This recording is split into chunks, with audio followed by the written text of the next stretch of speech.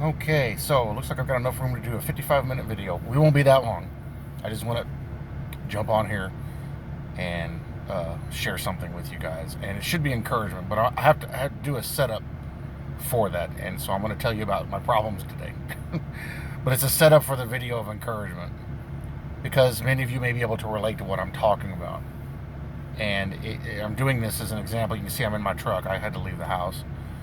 So here's the setup for what we're going to talk about. The the last couple of days have been rough because I've had a lot of inflammation, and today major migraine to the point that I have a hard time with my motor functions. I have a hard time typing, and if you hear me slur words, that's because of the migraine from the traumatic brain injury. So I've taken a ton of medication trying to get it under control. It's starting to get under control, but the light does not help, hence the sunglasses.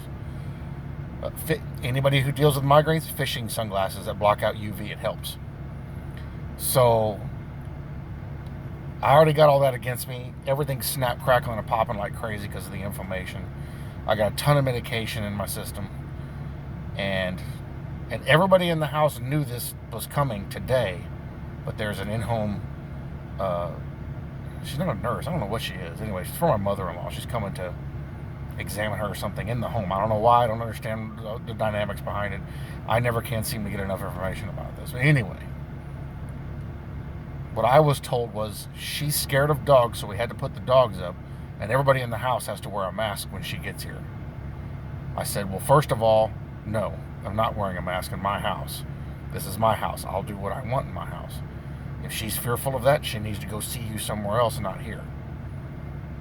It is what it is. So one reason why I left the house was to keep from there being a confrontation. It's doing the right thing. I don't want there to be a confrontation, and with the pain that I'm in and the mood that I'm in, I'm going to snap if somebody says something. So I'd rather not even let it get to that point. Secondly, everyone in the house knows this is coming today. Everybody in the house decides to go to bed and leave putting the dogs up and making sure this woman feels safe, up to the guy with the major migraine that can't, at one point this morning, couldn't see out of this eye and was blurry in this eye. That was the response to the situation. We'll just leave it up to the guy who's got the health issues and is struggling. So that's the other reason why I left, because I was aggravated, and I'm human. I'm going to get aggravated about stuff like that. And I didn't want it to run into a situation, and I left because, okay, well, if that's the mentality I'm dealing with, they can deal with it. They are all capable and are more than capable of taking care of this on their own. So I left.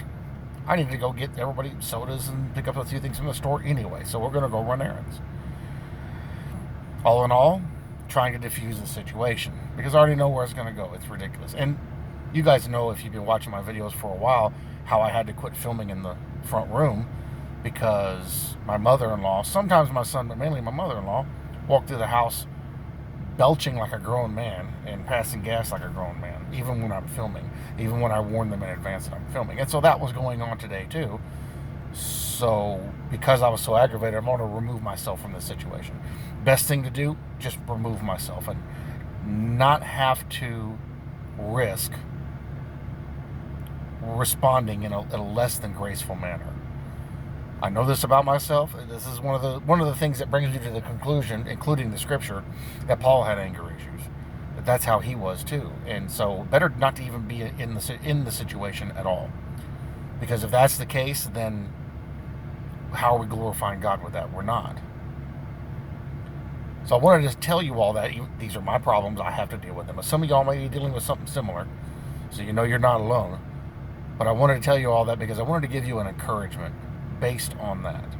No matter what we have going on today, be it physical pain, be it spiritual pain, tiredness, that dream Jesse told about this morning was fantastic because it speaks on, gives representations in it of the tiredness we're all feeling, the frustration, looking at the things going on in the world today, watching the level of deception. Oh, it is.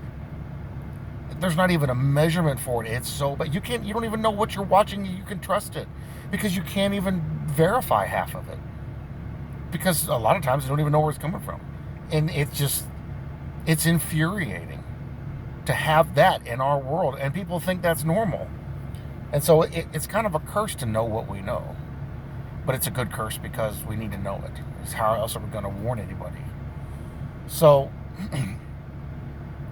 your encouragement is that even though we have these things going on, and go back into the Bible and look 2,000 years ago, they were dealing with many of the same issues we're dealing with today. This isn't anything new. Many of the same issues, just in a different time frame. You know, what's the saying? I'm not going to use the expletive, but it's the same stuff, different day. So the Lord has checks and balances in place for this. Now, even though I'm in pain and I'm struggling a lot this morning, have been for a couple of days now. Like last night was horrible. I couldn't even stand up anymore. I had to go lay down because everything was hurting so bad.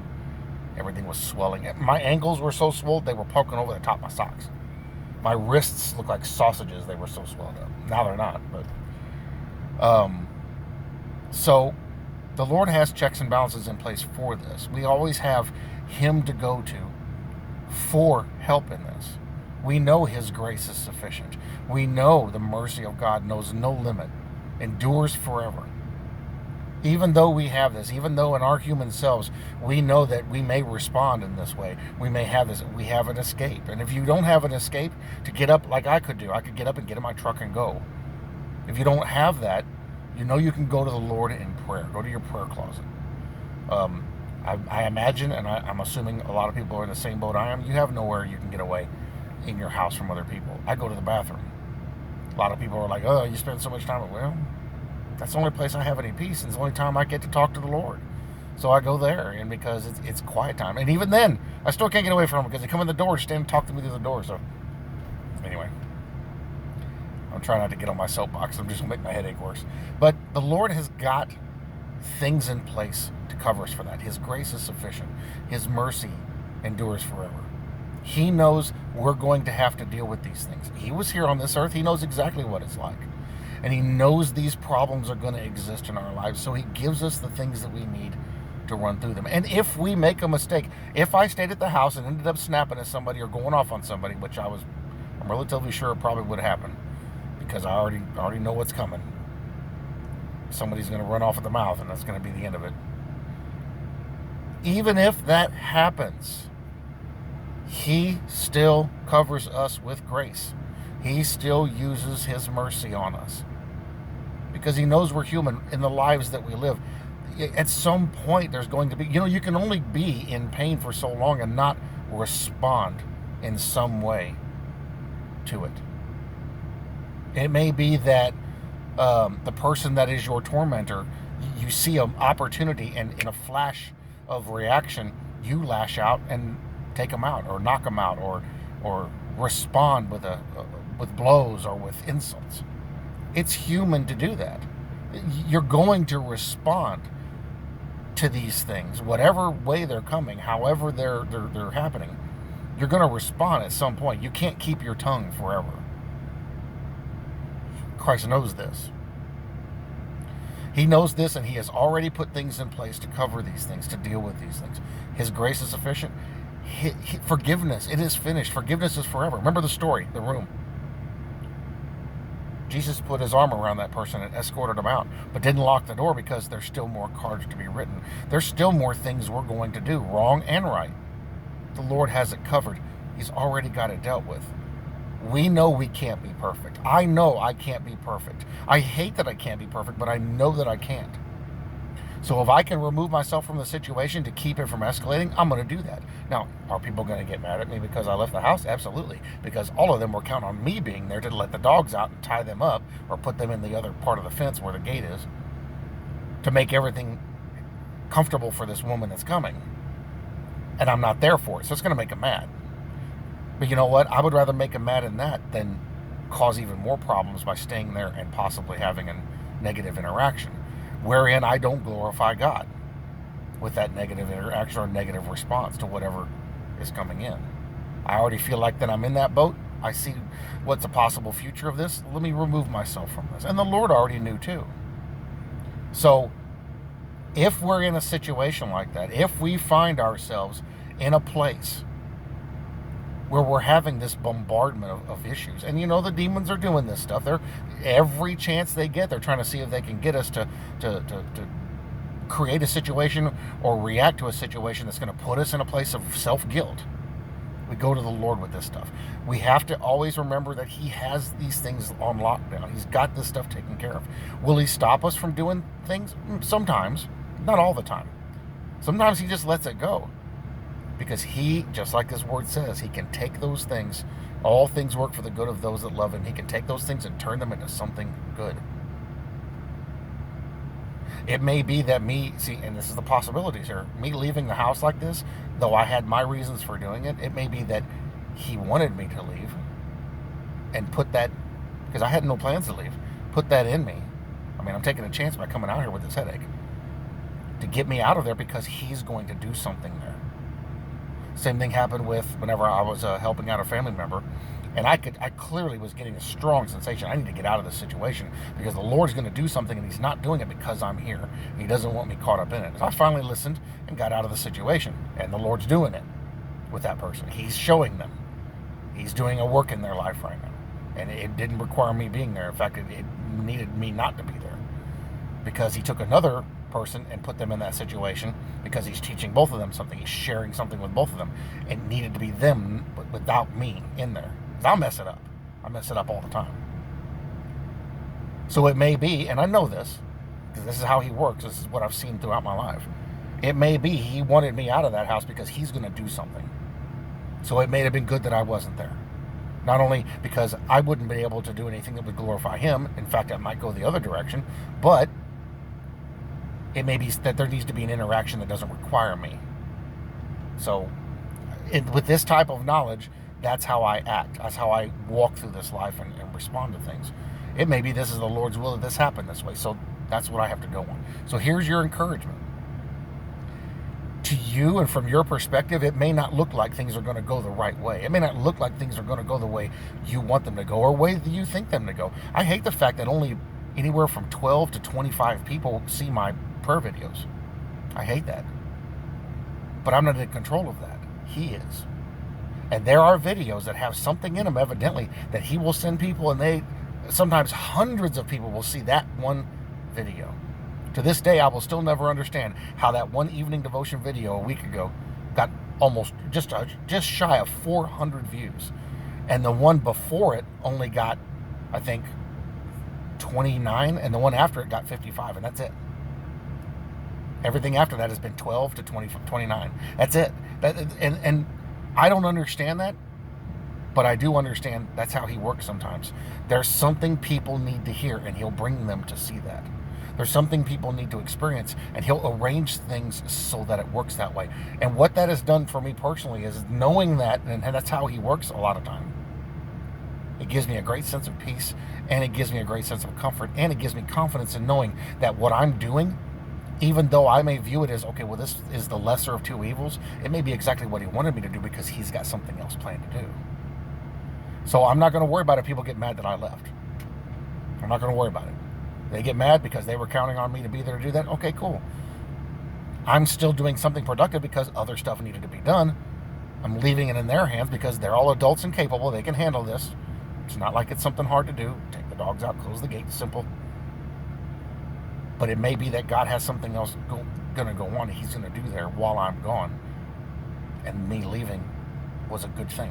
Not only from the perspective I see, but from what He's trying to do too. So take great encouragement in that. And that even though it may seem like to you, this is terrible, I don't know how this is going to work. What am I going to do here? How am I going to work this out? I need to be there for this and that. No, you don't. None of us were here when He created the earth. He didn't need our help for that, did He? We don't have to be there for any of that stuff. He can do everything on His own. He doesn't need us. And a lot of times, what He needs us to do is to get out of the way, stop talking, and just let Him work. His greatest acts are done not only through His children, but outside of what His children are doing. His greatest acts sometimes happen when none of us are even there. He will change hearts. He will change minds. He will correct false thinkings. He does all of his amazing things when we're not even in the picture.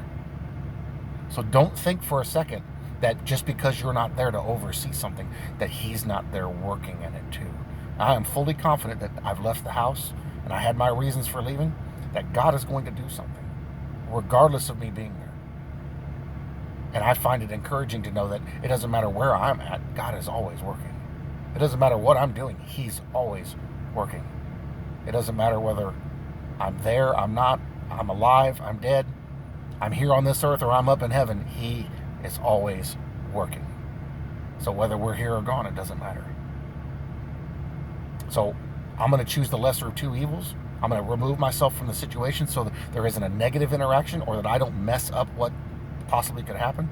I'm going to let the Lord deal with it and walk in full confidence of his mercy, his grace, his ability to make sure everything goes exactly the way it goes. And I don't know, I may run into somebody that needs help out here. A door may open for evangelism. A door may open that I can help somebody. So I may get to glorify God anyway. Never know. That's my encouragement for you today. From my personal experiences, from my life and what's going on currently today in my life, this is my encouragement to you. Don't ever think it's always going to be negative. And don't ever think that if from your perspective it looks negative, that our Father in heaven, that our Lord Jesus Christ won't take that thing and turn it around and make it into something, not only that it'll work out for your good, but for the good of those around you. And will always bring glory to his name. That's our God. I love you all very much. I bless you all in Jesus' name, and I'll see you in the next video.